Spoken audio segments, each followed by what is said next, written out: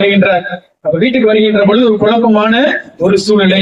தலைவருக்கு பணி செய்யன்னு சொல்லிட்டு எந்த தலைவர் தெரியல, அவர் எந்த தலைவருக்கு பணிவிடை செய்வது தெரியாத ஒரு சூழல்ல அவரு சுத்திக்கிட்டே இருக்கிறார். நாளைக்கு அங்க அவரு அலைஞ்சுக்கிட்டே இருக்கிறார். இப்படிப்பட்ட இந்த சூழல்ல தான் அவருக்கு ஞானம் பிறக்க ஆரம்பிக்கிறது. யாருக்கு நாம பணிவிடை செய்வது? ஊழியன் தலைவன் சொல்லிட்டு இதுல யாரு தலைவன், யாரும் ஊழியன், யாரு தலைவன், யாரும் ஊழியன். இப்படி அவர் சிந்தித்துக் கொண்டிருக்கின்ற பொழுது வீட்டுக்கு வந்துட்டாரு. வீட்டுக்கு வந்ததுக்கு அப்புறம் இரண்டாவது போர் நடக்க ஆரம்பிக்கின்றது. இரண்டு அசிசியும் பெருஜியா அப்படிங்கிற நாட்டுக்கும் போர் நடக்க ஆரம்பிக்கின்றது. அந்த போர் என்ன பண்றாங்க, மீண்டும் அவங்க போருக்கு போறாங்க. அந்த போர்ல போகும்பொழுது அசிசி நாட்டு வீரர்கள் எல்லாம் தோல்வி அடைந்து விடுகிறார்கள். இந்த வீரர் என்ன பண்றாங்க, புடிச்சிட்டு போயிடலாம். அசிசி நகர் வீரர்கள் எல்லாமே என்ன பண்றாங்க, பெருஜி நகருக்கு புடிச்சிட்டு போயிடுறாங்க. இங்க அவர் என்ன பண்றாரு, அடிமை ஒரு போருக்கு புடிச்சு கைதி என்ன பண்றாரு, உள்ள இருக்கிறாரு. கைதியா உள்ள இருக்கின்ற பொழுது, அந்த சிறைச்சாலையில் உள்ள இருக்கின்ற பொழுதுதான் மீண்டும் அந்த வார்த்தை என்ன பண்ணுது, மனசுக்குள்ள ஓடிட்டே இருக்கு. பிரான்சிஸ் தலைவனுக்கு ஊழியம் புரிய விரும்புகிறாயா, ஊழியனுக்கு ஊழியம் செய்ய விரும்புகிறாயா? சிறைச்சாலையில இருந்து என்ன பண்ணாரு, மண்டையை போட்டு குலைக்கிறாரு. யாருக்கு நம்ம ஊழியம் செய்வது? அப்ப யாருக்கு நம்ம ஊழியம் செய்வது என்று சிந்தித்துக் கொண்டிருக்க காலகட்டங்களில அந்த ஜெயில இருந்து என்ன பண்றாங்க, ரிலீஸ் பண்றாங்க. வீட்டுக்கு வரும்பொழுது பிரான்சிஸோட வீடு பணக்கார ஒரு வீடு, எல்லாமே எல்லா வசதிகளுமே இருக்குது. இப்ப இந்த பிரான்சிஸ் வாழ்ந்த காலகட்டத்துல அசிசிங்கிற நகரம் அப்படிங்கறத பாத்தீங்க அப்படின்னா ஒரு உயர்ந்த மலை மேல இருக்குது. அசிசிங்கிற நகரமானது உயர்ந்த மலை மேல இருக்குது. இங்க பாத்தீங்கன்னா ரெண்டு மலை சொல்லுவாங்க. நம்முடைய பிரான்சிஸ்கனுக்கு ரெண்டு மலை சொல்லுவாங்க. ஒண்ணு the rock of majore and the rock of minore அப்படிப்பாங்க. மேஜர் ராக், மைனர் ராக், அதாவது பெரிய மலை சின்ன மலை அப்படிப்பாங்க. தோமையார் மலை, சின்ன மலை தோமையார் மலை. அதே மாதிரி அசிசில ரெண்டு மலை இருக்கு. பெரிய மலை ஒண்ணு, சின்ன மலை ஒண்ணு இருக்கு. என்ன ஒரு வித்தியாசம், பிரான்சிஸ் குழப்பத்தோட இருக்கிறார். தலைவர் யாரு, ஊழியம் யாரு தெரியாத ஒரு காலகட்டத்துல அங்க போறார். அப்படி போகின்ற போது அவர் பிறந்து வாழ்ந்து இருந்த இடம் அசிசிங்கிற ஒரு உயர்தரமான இடம். அங்க வாழ்ந்த மக்கள் யாரு தெரியுமா, பணக்காரங்க, பணம் படைத்தவங்க, பிஷப்ஸ், அரசியல்வாதிங்க, அரசியல் தலைவர்கள், இவங்க எல்லாமே எங்க இருக்கிறாங்க, மேல இருக்கிறாங்க. மேல் தட்டு மக்களாக அங்க இருக்கிறாங்க. இப்ப நினைச்சு இந்த இடத்துல எல்லாமே ஒரு பணக்காரங்களா இருக்கான்னு வச்சுக்கோமே, இருக்கிற ஏரியா எல்லாமே பெரிய பணக்காரங்களா இருந்தாங்கன்னா அவங்க கோயில் எப்படிப்பட்ட கோயிலா இருக்கும், பெரிய கோயிலாக இருக்கும். இதுதான் பிரான்சிஸ் பாக்குறாரு. இப்ப பிரான்சிஸ் வாழ்ந்த அந்த காலகட்டங்கள்ல அவர் இருந்த அந்த கோயில், பாத்தீங்கன்னா இந்த பாடுபட்ட சுரத்துல ட்ரெஸ் எல்லாம் இருக்கார் பவான் சிங். ஆனா அவர் வாழ்ந்த அந்த காலகட்டங்கள்ல இந்த சுருவமே எதுல இருந்துச்சு, கோல்டுல இருக்கும். ஏன்னா அங்க எல்லாமே இருக்குது, பணம் இருக்குது, படைகள் பணம் இருக்குது, காசு இருக்குது, எல்லாமே இருக்கும் பொழுது இந்த சுருவத்தை கூட எப்படி வச்சிருக்காங்க, அவங்க கோல்டுல வச்சிருக்காங்க. கோயில உள்ள எல்லா பொருளுமே எப்படி இருக்குது, தங்க மூலம் பூசப்பட்ட பொருளுங்களாக இருக்கிறது. அப்ப அந்த கோயில் பணக்கார கோயிலா ஏழை கோயிலா? ஒரு பணக்கார கோயிலாக அந்த கோயில் இருக்குது. இப்ப பிரான்சிஸ் அந்த கோயில் தான் நேரி போறாரு, அங்கதான் பூசைக்கு போறாரு, அங்கதான் என்னது எல்லா செயல்பாடு நடந்துகிட்டு இருக்குது. இப்ப பிரான்சிஸ் சந்தேகம் வருது, ஊழியனுக்கு பணிபுர அப்படின்னு சொன்னதுக்கு அப்புறம் இப்ப யார் ஊழியன், இந்த கடவுள் ஊழியனா, இந்த கடவுள் தலைவரா அப்படிங்கிற ஒரு குழப்பம் அவருக்கு வர ஆரம்பிக்குது. இப்ப ரிச் கிரைஸ்ட் அப்படின்னு சொல்லுவாங்க. ரிச் கிரைஸ்ட், இந்த கோயில் எப்படி இருக்காரு, கடவுள் பணக்கார கடவுளாக இருக்கிறார், ரிச் கிரைஸ்ட் அப்படின்னு இருக்கிறார். இது ஒரு பக்கம் இருக்கு. இந்த குழப்பமான சூழல்ல வீட்டுல இருந்து என்ன பண்றாரு, ஒரு நாள் வெளியில வர, வீட்டுல இருந்து ஒரு நாள் வெளியே வருகின்ற பொழுது மேல மலை, அவங்க வீட்டுல மேல இருக்குது, அப்படியே வேலை இறங்கி வேலி அப்படிம்பாங்க, அந்த பள்ளத்தாக்கு பகுதி இருக்குல்ல, மேல மலையில இருந்து அவர் இறங்கி கீழே வர. அப்படி கீழே வருகின்ற பொழுது கீழே ஒரு மலை இருக்கு, கீழே ஒரு கோயில் இருக்கு, கீழே ஒரு மலை, கீழே ஒரு கோயில் இருக்குது. அந்த கோயிலுக்கு போறாரு. அந்த கோயிலுக்கு பார்த்தா உடைஞ்சு அலங்கோலமா கிடக்குது, உடைஞ்சு அலங்கோலமா, கற்கள் இல்லாம, கற்களை உடைஞ்சு, கல்லெல்லாம் உடைஞ்சு, சிறுவ உடைஞ்சு, அழுக்கு படைஞ்சு ஒரு கோயில் இருக்குது. என்ன கோயில் தெரியுமா, தமியானோ ஆலயம். தமியானோ ஆலயம் உடைஞ்சு பால் அடைஞ்சு ஒரு கோயில் அந்த இடத்துல கிடக்கும். இந்த கோயிலுக்கு யாரெல்லாம் வருவாங்க தெரியுமா, ஏழைங்க, பிச்சைக்காரங்க, தொழுநோயாளிங்க, வறுமையில இருக்கிறவங்க, வசதி இல்லாதவங்க, இவங்கெல்லாம் எந்த கோயிலுக்கு வருவாங்க, இந்த உடைஞ்சு போன கோயிலுக்கு வருவாங்க. இந்த உடைஞ்சு போன கோயிலை ரிப்பேர் பண்றது கூட அவங்களுக்கு காசு கிடையாது. கீழே உடைஞ்சு தொங்கக்கூடிய அந்த சிறுமத்தை ஏற்றி ஆணி அடிக்க கூட அவங்களுக்கு வருமானம் கிடையாது. மிகவும் சமுதாயத்துல தாழ்த்தப்பட்ட கீழ்த்தரமான மக்கள் அவர்கள். அப்ப இப்படிப்பட்ட ஒரு சூழல ஒரு கோயில் இருக்கு, அந்த கீழே ஒரு கோயில் இருக்குது. பிரான்சிஸ் என்ன பண்றாரு, அந்த மேல இருந்து நடந்து வருகின்ற பொழுது இங்க ஒரு கோயிலை பார்க்கிறாரு. இந்த கோயிலே ஏசாண்டவர் தான் இருக்கிறார். இந்த கோயிலையும் ஏசாண்டவர் தான் இருக்கிறாரு. இந்த கோயில ஏசு எப்படி இருக்கிறாரு, நெய்கட் கிரைஸ்ட், ஆடையே இல்லாம நெய்கட் கிரைஸ்டா இருக்கிறார். நெய்கட் கிரைஸ்ட் அதே போல உடல் ஆடையே இல்லாம ஒரு சின்ன துணியை மட்டும் கட்டிட்டு நெய்கட் கிராஸ்ல அவர் இருக்கிறார். இப்பதான் பிரான்சிஸ்க்கு கன்ஃபியூஷன் வர ஆரம்பிக்குது. அங்க மேல பார்த்தா ஒரு பணக்கார கிறிஸ்து இருக்கிறார், இங்க பார்த்தா ஒரு பிச்சைக்கார கிறிஸ்து இருக்கிறார். இப்ப நான் எந்த கிறிஸ்துவ பின்பற்றுறேன்? எந்த கிறிஸ்துவ? எல்லாமே கிறிஸ்துவ பின்பற்றுங்க எல்லாரும் சொல்றாங்க. இப்ப எந்த கிறிஸ்துவ நம்ம பின்பற்றது? பணக்கார கிறிஸ்துவ பின்பற்றுவதா அல்லது இந்த பிச்சைக்கார இருக்கக்கூடிய தமிழ் ஆலயத்தில் உள்ள ஏழை கிறிஸ்துவை பின்பற்றுவதா? இந்த ஏழை கிறிஸ்துவ பின்பற்றுவதா அப்படின்னு சொல்லுகின்ற ஒரு மனதில் ஒரு குழப்பத்தோடு என்ன பண்றாரு, அடிக்கடி போறாரு. அங்கேயும் போறாரு கோயிலுக்கு, இங்கேயும் போறாரு, இங்கேயும் போறாரு, அங்கேயும் போறாரு. நாட்கள் உருண்டு ஓடுகிறது. ஒரு நாள், 2 நாள், 1 மாசம், 2 மாசம், பல நாட்கள் உருண்டு ஓடுகிறது. இவருக்கு இன்னமும் பதில் என்ன பண்ணல, தெளிவு பெறல. இந்த கிறிஸ்துவ அந்த கிறிஸ்துவ எது பண்றது? பைபிள்ல என்னது, அவர் பூசை வைக்கிறது சாதாரண மக்கள் வைக்கக்கூடிய பூசை. அங்க என்ன கர்தினால் பிஷப்ஸ் வைக்கக்கூடிய பூசை. அங்க எல்லாமே அங்க என்ன பண்றாங்க, கிறிஸ்துவ பத்தி பெருமையா பேசிக்கிட்டு இருக்காங்க எல்லாமே. பிரான்சிஸ்க்கு ஒரு குழப்பம் ஓடிக்கிட்டு இருக்கு, எந்த கிறிஸ்துவ பின்பற்றுவது? அப்படிப்பட்ட சூழ்நிலை தான் என்ன பண்ணாரு பிரான்சிஸ், பைபிள துறக்க ஆரம்பிக்கிறார். இப்ப பைபிள் துறப்பதற்கு முன்னாடி பாத்தீங்கன்னா இந்த குழப்பத்துல பிரான்சிஸ் உட்காந்துருப்பாரு. அவங்க அம்மா வருவாங்க வீட்டுல, சோகமா பிரான்சிஸ் சோகமா படுத்திருப்பாரு. அம்மா ஒரு பொழுது கேட்பாங்க, ஏன்டா அப்படி சோகமா இருக்கிற, வெளியே போக மாட்டேங்கிற, வீட்டுக்குள்ளேயே அடைஞ்சிருக்க, ஏன்? ஒரு வாலிப பையன் அதுக்கு முன்னாடி ஊரா போய் சந்தோஷமா ஆட்டம் பாடி கொண்டாடிக்கிட்டு இருந்த மனுஷன் என்ன பண்றான், இன்னைக்கு உடைக்கி போய் ரூம்ல அடக்கி உட்கார்ந்துருக்காங்க, என்ன ஆச்சு அப்படின்னு கேட்பாங்க.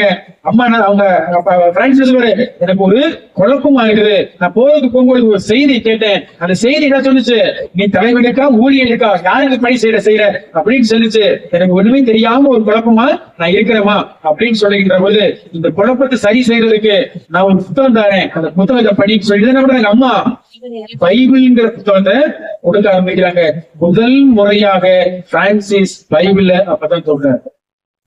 முதல் முறையாக பிரான்சிஸ் பைபிள் அப்பதான் தொட ஆரம்பிக்கின்றார்.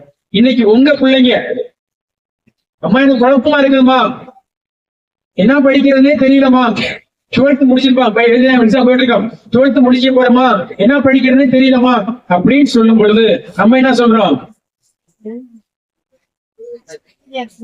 ஹிந்தி படி, மேக்ஸ் படி, இல்ல அந்த டீச்சர்ட்ட போய் கேட்டுக்குவா, இல்ல இந்த டீச்சர்ட்ட போய் கேட்டுட்டு வா, இல்ல அவங்க தெரிஞ்சவங்கிட்ட போய் ஏதாவது கேட்டுட்டு வா. டியூஷன்ல உனக்கு சேர்த்து விடுறேன், அங்க உனக்கு ஏதாவது சொல்லி கொடுப்பாங்க, அதுல ஏதாவது கத்துக்க. இதான் அந்த பீகாங்கிற அம்மாவுக்கு இந்த அம்மாவுக்கு தான் வித்தியாசம். பிரான்சிஸ் குழப்பத்துல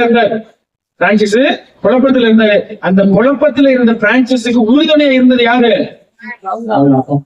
இன்னைக்கு நம்ம பிள்ளைங்க குழப்பத்துல இருக்கிறாங்க, உங்க கணவர் குழப்பத்துல இருக்கிறார், வீட்டுல உள்ள எல்லாருமே குழப்பத்துல இருக்கிறாங்க. ஏன்? உலகம் அட்ராக்ட் பண்ணிட்டே இருக்குது, உலகம் ஈர்த்து கொண்டே இருக்குது. இந்த உலகம் இதை ஈர்த்து கொண்டு அட்ராக்ட் பண்ணக்கூடிய இந்த தருணத்துல சம்படி மஸ்ட் பி தேர். யாராவது ஒருத்தர் என்ன பண்ணணும், வழிகாட்டியா இருக்கணும்ல. இன்னைக்கு நான் என் பிள்ளைங்களுக்கு என்ன வழிகாட்டுறேன், கேட்டிசம் கிளாஸ் கூட போக வேணாம், என்ன கிளாஸ் போயிட்டு வா, ஹிந்தி கிளாஸ் போயிட்டு வந்துடும், மறைக்கடி கிளாஸ் அப்புறம் மாத்துக்கலாம், சாமி தெரிஞ்ச சாமியார் தான் சொன்னோம்னா புதுமா கொடுத்துருவார், மாத்துக்கலாம் விட, நீ என்ன பண்ண இந்த கிளாஸுக்கு போயிட்டு வா சொல்லக்கூடிய பெற்றோர்கள் நிறைய பேர் இருக்கிறாங்க. ஒரு காலத்துல குடும்ப ஜெபமான சொன்னதான் சாப்பாடு சொன்ன காலம் இருந்துச்சு. இப்ப ஜெபம் நாங்க சொல்லிக்கிறோம், நீ சும்மா படிச்சுட்டு வந்தா போதும் சொல்லக்கூடிய பெற்றோர்கள் இருக்கிறாங்களா இல்லையா? இருக்கமா இல்லையா? அப்ப எந்த தாய்மார்கள் அந்த அம்மா இன்னைக்கு பிரான்சிஸ் பெருமையா நம்ம பேசுறோம், பெருமையா நம்ம பிரான்சிஸ் நமக்கு பெருமையா நம்ம இன்னைக்கு பேசிக் கொண்டு இருக்கிறோம் அப்படின்னா, அந்த பிரான்சிஸுக்கு ஒரு சப்போர்ட்டா, பிரான்சிஸ்க்கு ஒரு உறுதுணையா இருந்தது யாரு? அம்மாவும் குடும்பம்.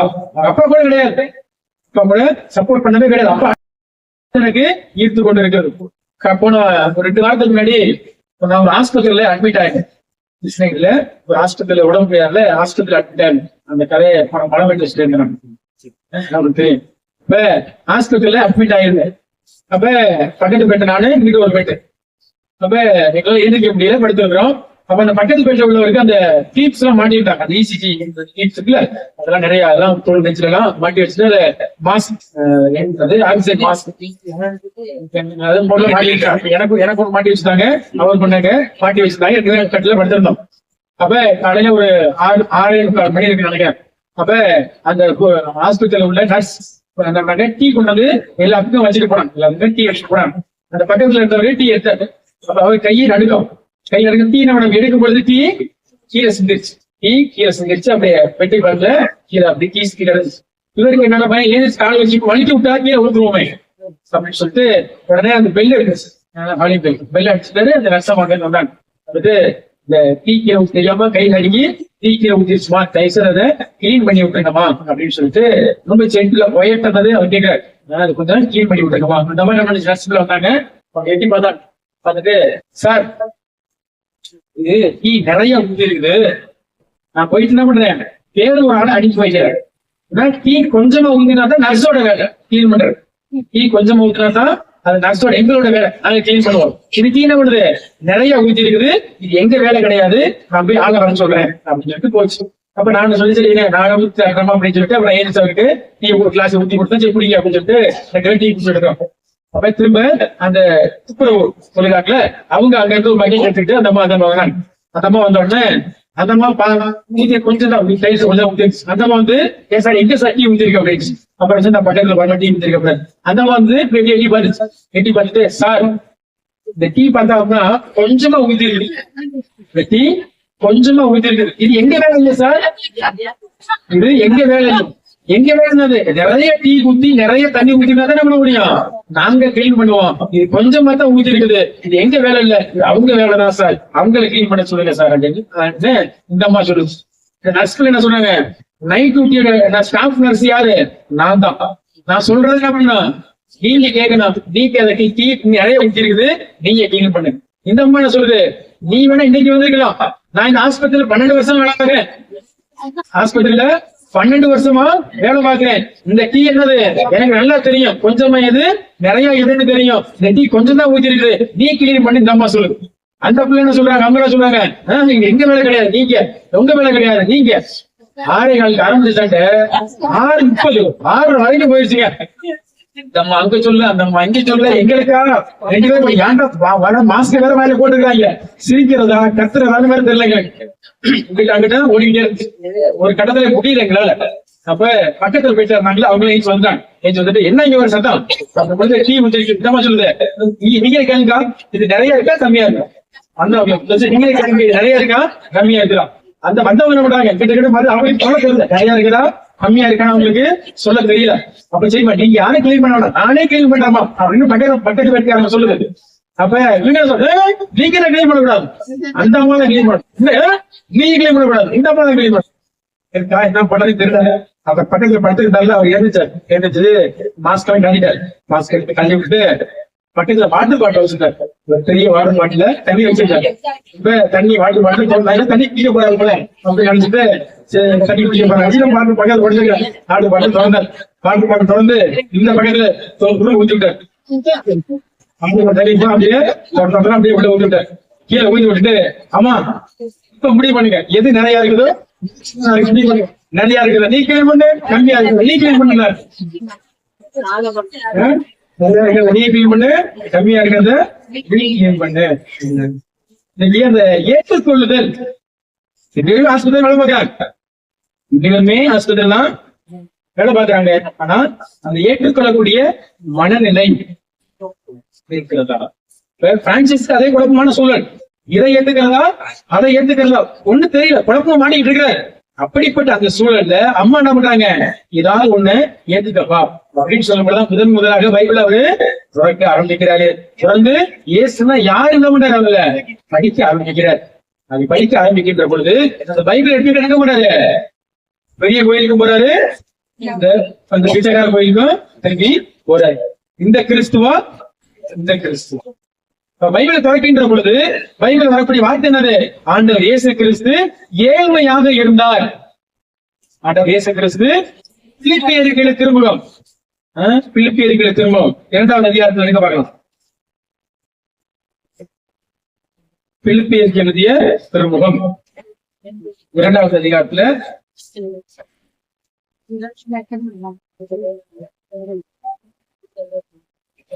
கடவுள் வடிவில் விளம்பிய அவர்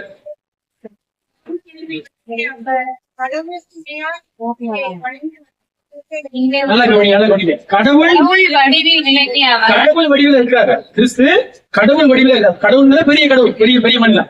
கடவுள் வடிவில் இருந்த அவர் கடவுள்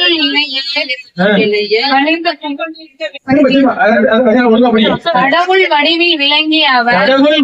விளங்கிய அவர் கடவுளுக்கு இணையான அந்த ரிச் கிரைஸ்ட், கடவுளுக்கு இணையான நிலையிலிருந்து வலிந்து பற்றி கொண்டிருக்காமல் வேகில் ஒன்றாக அவர் கருதவில்லை, ஆனால் தம்மையே பெருமையாக்கி, அந்த வசனத்தோடு தம்மையே அப்படிங்கிற ஒரு பெரிய மனிதன் அப்படிங்கிற கடவுள் என்ன பண்றது, தன்னையே வெறுமையாக்குறாரு. ஆனா இந்த மேல மலை கோயில் என்ன பண்றது, கடவுள் பணக்காரா இருக்கிறாரு, பணக்கார கடவுளா இருக்கிறாரு. அப்ப இவர் நம்ம கடவுள் தன்னை வெறுமையாக்கினார். எங்க கடவுள் வெறுமையாக்கி இருக்கிறார்? முதல் கேள்வி உள்ள ஆரம்பிக்கிறார். கடவுள் வெறுமையாக்கினாரு, எங்க கடவுள் வெறுமையா இருக்கிறாரு? ஏன்னா இந்த கோயில முஃபினோங்கிற ஆலயத்துல பாத்தீங்கன்னா பணக்கார கடவுளா இருக்கிறாரு. அந்த பணக்கார கடவுள் எல்லாமே இருக்கிறார். அங்க வெறுமை கிடையாது. அதே நேரத்தில் மைண்ட் மனசுல இன்னொரு ஆலயம் வருது. எங்க வருது? தமிழ்நாடுங்கிற ஆலயம் வருது. அந்த ஆலயத்தை கடவுள் எப்படி இருக்கிறாரு? வெறுமையா இருக்கிறார், வெறுமையாக இருக்கிறார். அடுத்த வார்த்தை படி பார்க்கலாம். அடிமையின் வடிவை பூண்டு. இங்க கோயில பார்க்கும்போது அடிமை கிடையாது. இங்க பணக்கார கிறிஸ்து, தமிழான கிறிஸ்துவ பார்க்க முடியாது. அடிமை கிறிஸ்து, அடிமையில பார்த்து ட்ரெஸ் கூட போட்டுக்க மாட்டாங்க. அங்க அடிமையின் வடிவை ஏற்று அடுத்த வார்த்தை மனிதருக்கு ஒப்பானார். அங்கேயும் மனிதர்கள் இருக்கிறாங்க, இங்கேயும் மனிதர்கள் இருக்கிறாங்க. அங்கேயும் கடவுள் இருக்கிறாரு, இங்கேயும் கடவுள் இருக்கிறாரு. இப்ப பிரான்சிஸ் என்ன பண்ணாரு? அந்த கிறிஸ்து மனிதரா வந்தார். எப்படி மனிதரா வந்தாரு? பணக்கார மனிதரா வந்தாரா? இல்ல. அந்த கடவுள் நிலைமை பற்றி கொண்டிருந்தாரா? இல்ல. அப்ப அந்த கடவுள் என்ன பண்ணாரு? வறுமையில பிறந்தார். எப்படி பிறந்தார்? அப்ப பழைய புதிய ஏற்பாடுல அதே லூக்கா பார்க்கலாம். ஆண்டவர் பிறக்கும் பொழுது மாட்டுத் தொழுவத்துல அவரு வருகின்றார். அவரு அப்ப பிரான்சிஸ்க்கு ஒரு என்னது லிங்க் பண்றாரு. அப்படியே நாங்க விரும்பக்கூடிய தலைவர் கிறிஸ்து யாரா இருக்கணும்? ஏழ்மையின் ஒரு கிறிஸ்தாக இருக்கிற இடம். கொஞ்சம் கொஞ்சம் பண்றாரு, லிங்க் பண்ணி முடிவெடுக்கிறார். அப்ப இயேசு கிறிஸ்து கடவுள் இறங்கி வந்தாரு, எந்த கிறிஸ்து? மாட்டுத்தொழுவத்துல பிறந்தாரு, எந்த கிறிஸ்து? அடிமை வழியை பூண்டாரு, அது எந்த கிறிஸ்து? இப்ப he has to decide his own life. இந்த பக்கம் நிக்கணும், இந்த பக்கம் நிக்கணும். இப்படிப்பட்ட இந்த சூழல்ல தான் இந்த பைபிள் எடுத்துட்டு ஒரு 50% பதிலை கண்டுபிடிச்சிட்டாரு. பதிலை கண்டுபிடிச்சிட்டா தம்மியன் ஆலயத்துக்கு அவரு போறாரு. அப்ப தம்மியன் ஆலயத்துக்கு போகின்ற பொழுது இந்த பைபிளை எடுத்துட்டு போறாரு. ஒரு பாதி பதில் அவருக்கு கிடைச்சிருச்சு. அப்படி கோயிலுக்கு போகின்ற பொழுதுதான் மீண்டுமாக தம்மியான ஆலயத்துல ஒரு குரல் கேட்கின்றது. என்ன குரல்? பிரான்சிஸ் ஆலயத்தை பழுதுவார். அப்ப 2வது முறை அந்த செய்தி வருகின்ற பொழுது பிரான்சிஸ் என்னுடைய ஆலயத்தை பழுதுவார் அப்படின்னு அவர் சொல்லுகின்ற பொழுது பிரான்சிஸ்க்கு குழப்பம் வருது. கொஞ்சம் பதில் கிடைச்சிட்டு வந்தாரு. அதே பதில் சொல்லிதான் அவர் கொஞ்சம் கிளாரிட்டி ஆகி போயிருக்கோம். திரும்ப 2வது பதில் வருது, ஆலயத்தை பழுதுவார். ஏற்கனவே கோயில் உடஞ்சு போய் கிடக்குது. அப்ப கடவுள் என்னது? இந்த கோயிலை தான் ரிப்பேர் பண்ண சொல்லிக்கிறாரு. இந்த கோயிலை பழுது பார்க்கலாமே அப்படின்னு சொல்லிட்டு என்ன பண்றாரு? பைபிள் அந்த கோயிலை வச்சுட்டு வீட்டுக்கு ஓடுறாரு. வீட்டுக்கு ஓடி அவங்க அப்பா சேர்த்து வச்ச காசு என்ன பண்ணாரு? அந்த காசை கொண்டு வந்து பங்குசாமியிட கொடுத்து பண்ணாரு, இந்த கோயிலை கட்டுங்க அப்படிங்கிறாரு. அந்த பங்குசாமி என்ன சொல்றாரு? இந்த காசை வச்சுன்னா கோயிலு கட்ட முடியாது, 2 செங்கல் கூட வாங்க முடியாது அப்படிங்கிறாரு. உடனே பிரான்சிஸ் வீட்டுக்கு ஓடுறாரு. வீட்டுக்கு ஓடி வீட்டுல உள்ள துணிமணி இருக்கு பாத்தீங்களா, எல்லாத்தையும் எடுத்துக்கொண்டு அந்த அதுல இருந்து வரப்படி காசு என்ன பண்ணாரு? கொண்டு வந்து கோயில் கட்டுறதுக்கு கொண்டு வராரு. இது எதுவுமே அவங்க அப்பாவுக்கு தெரியாது. இவர் பிரான்ஸ் நாட்டுக்கு போயிட்டாரு. பிரான்ஸ் நாட்டுக்கு போயிட்டு திரும்பி வீட்டுக்கு வராரு. அப்பா திரும்பி வீட்டுக்கு வராரு. வீட்டுல வந்து பார்த்தா எல்லா கப்போடும் எம்டி கப்போடா இருக்கு. அப்படின்னு சொல்லும் பொழுது எந்த அப்பா ஓகே ராசா, ரொம்ப நல்லது அப்பா ராசா அப்படின்னு எந்த பேரன்னு சொல்லுவாங்க. அப்பா என்ன பண்றாரு? சாட்டை எடுத்து விழுக்கிறார். எடுத்து அட்டி விழுக்கிறார். என்ன பண்ணுவது தெரியாது. 1/2 மணி நேரத்துல காசெல்லாம் வந்து சேரும். நேரா விஷயத்த போற அப்பா விஷயத்த போய் கம்ப்ளைண்ட் பண்ண, என் பிள்ளை ஊதாரி பிள்ளையா இருக்கிறான், நல்லா படிக்க வச்சு கோருக்கு போட அனுப்பி வச்சேன், ஆனா போருக்கு போன என்ன பண்ணிட்டான், ஏதோ சத்தம் கேட்டுச்சு அப்படின்னு திரும்பி வந்துட்டான். சரி வீட்டுல வந்தாலும் உருப்படியா இருக்கும்னு சொல்லி பார்த்தேன். இங்க வீட்டுக்கு வந்து என்ன பண்றான், இருக்கிற சொந்த கிட்ட எல்லாத்தையும் என்ன பண்றான், ஏழைகளுக்கு அவங்களுக்கு வீடு கட்ட போற, கோயில் கட்ட போறேன்னு எல்லாத்தையும் எடுத்து கொடுத்துறான். என் பிள்ளை பெற்றதுக்கு எனக்கு வெக்கமா இருக்குது அப்படின்னு சொல்லி பிஷப் கிட்ட என்ன பண்றாரு, கம்ப்ளைண்ட் பண்றாரு. அதை கம்ப்ளைண்ட் பண்ணும்போதுதான் தென் பிரான்சிஸ் டிசைட்ஸ் பிஷப் கூப்பிடுறாரு. என்ன ஆச்சுப்பா அப்படின்னு கேட்கிறாரு. பிரான்சிஸ் சொல்றாரு, எனக்கு ஒரு குழப்பமா இருக்குது, என்ன பண்றதுன்னு தெரியல, குழப்பமா இருக்குது. போருக்கு போகும்போது வாய்ஸ் கேட்டுச்சு, யாரும் பணிபடி செய்ய போகிற, தலைவனுக்கா ஊழியனுக்கா அப்படின்னு சொல்லிச்சு. தலைவனுக்கு சொல்லி திரும்பி வந்துட்டேன், அது என்ன தலைவன் தெரியாம இருந்தேன். ஆனா இப்ப எனக்கு தலைவன் யாரும் தெரிய வர்றது, கிறிஸ்து தான் என் தலைவன் எனக்கு தெரிய வந்துருச்சு. அந்த கிறிஸ்து எந்த கிறிஸ்து, பணக்கார கிறிஸ்துவா ஏழை கிறிஸ்துவா, எனக்கு ஒரு குழப்பமான சூழ்நிலை இருந்துச்சு. அந்த குழப்பத்துக்கு ஒரு விடுதலை எனக்கு கிடைச்சிச்சு. இந்த இயேசு கிறிஸ்து ஏழையா பிறந்தாரு, அப்ப நான் பின்பற்ற கிறிஸ்து எப்படி இருக்கணும், ஏழையான கிறிஸ்துவா இருக்க வேண்டும். அதனால இந்த கிறிஸ்து என்னுடைய தந்தை அப்படின்னு சொல்லிட்டு, இதற்கு மேல பீட்டர் பெர்னடோனே என் தந்தை கிடையாது, விண்ணகத்தில் இப்படி என்னுடைய தந்தை தான் என்னுடைய தந்தை என்று சொல்லி எல்லாத்தையும் அந்த வாங்கின காசு தான் கொண்டு போய் அப்பாட்ட கொடுத்துட்டு என்ன பண்றாரு, வீட்டை விட்டுட்டு அந்த விஷயம் கொண்டு வெளியே கிளம்புவாரு. அவங்க அப்பா கூப்பிட்டு வேண்டே மகனே எல்லாத்தையும் கொடுத்த, எல்லாத்தையும் போடுற, நீ போட்டிருக்கிய சட்டை, நீ போட்டிருக்கிய ட்ரெஸ் யார் வாங்கி கொடுத்த தெரியுமா, நான் வாங்கி கொடுத்த காசு. சொன்ன அடுத்த நிமிடம் பிரான்சிஸ் தான் போட்டிருந்த மேலாடை அப்படியே கல்பார் மேலே கழட்டிட்டு, அப்பா இந்த நீங்க சம்பாதிச்சது, நீங்க வாங்கி கொடுத்தது, இந்த நீங்க வச்சுக்கோங்க, கடவுள் என்ன கொடுப்பாரு அப்படின்னு சொல்லிட்டு நெய்க்கத்தோட ட்ரெஸ்ஸே இல்லாம நம்ம இறங்கி போவாரு. மேல இருந்து பிஷப் வருவார். அந்த காலத்துல பிஷப் ட்ரெஸ் எல்லாம் பெரிய ட்ரெஸ்ஸா இருக்கு. இறங்கி வந்து பிஷப் பண்ணுவாரு, அந்த கோட்டை கழட்டி பிஷப் பிரான்சிஸ்க்கு கவர் பண்ணுவார். கவர் பண்ணும்போது பிரான்சிஸ் அந்த ட்ரெஸ் எல்லாம் தூக்க கூட முடியாது, அவ்வளவு வெயிட்டா இருக்கும், அவ்வளவு வெயிட்டா இருக்கும். அப்படி போகும்பொழுது ரோட்ல பிச்சைக்காரன் டூர் நடிக்கிட்டு இருப்பான். இந்த ட்ரெஸ் கலட்டி பிச்சைக்காரன் கொடுத்துட்டு அப்படியே அந்த காடுகளை நடந்து போவாரு. அப்ப ஆரம்பிக்கப்பட்டதான் ஷாங்கி. சாதாரண சாக்கு உடை. ஏன் சாக்கு உடை, ஏழை மக்கள் போட்டுருந்தது. அந்த ஏழை மக்கள் போட்டு இந்த ட்ரெஸ் என்ன பண்ணாரு, இவர் போட ஆரம்பிக்கின்றார். அதுல இருந்து நம்மளோட வாழ்க்கை அவருக்கு திருப்பு முனையாக மாற ஆரம்பிக்க முடியுமா. அப்ப பிரான்சிஸ் நம்மள மாதிரி ஒரே நாள் முடிவு இருக்க கிடையாது. அவருக்கு குழப்பமான சூழ்நிலை தான். குழப்பத்துல வந்து கடைசியில் ஒரு முடிவெடுக்கிறாரு.